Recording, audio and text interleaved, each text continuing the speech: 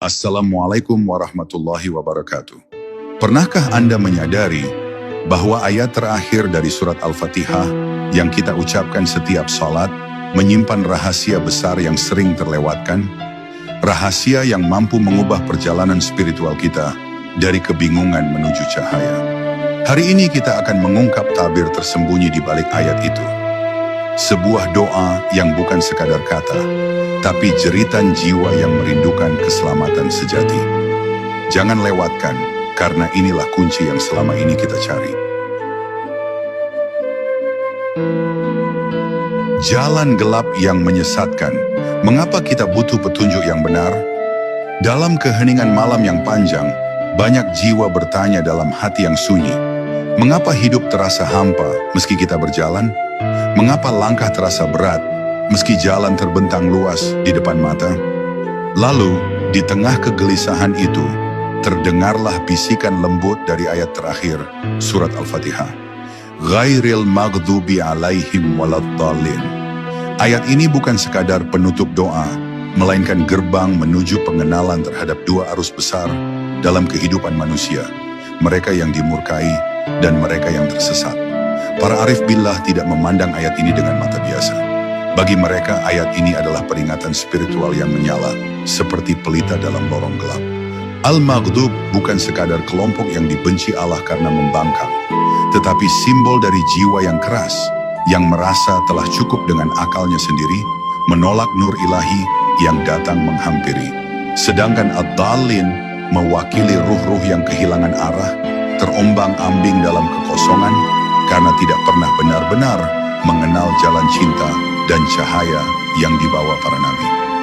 Dalam perjalanan ruhani, dua kelompok ini bisa hadir dalam satu jiwa yang sama. Ada saatnya seseorang merasa tahu segalanya, lalu jatuh dalam kesombongan spiritual. Di sisi lain, ada masa ketika kita merasa begitu kosong, tak tahu arah, berjalan tanpa cahaya. Ayat ini mengajak kita untuk sadar agar tidak masuk dalam salah satu dari dua kubu itu, baik mereka yang tahu tapi tak mengenal, ataupun mereka yang berjalan tapi tanpa tujuan. Para sufi mengajarkan bahwa ayat ini bukan sekadar permohonan kepada Allah untuk dijauhkan dari murka dan kesesatan, tetapi juga merupakan cermin untuk mengenali bayang-bayang batin kita sendiri. Kita diminta untuk jujur kepada diri. Adakah dalam diri kita sifat maghdub yang tersembunyi? Adakah dhalin yang bersembunyi di balik doa-doa kita? Dan lebih penting lagi, bagaimana kita membersihkannya?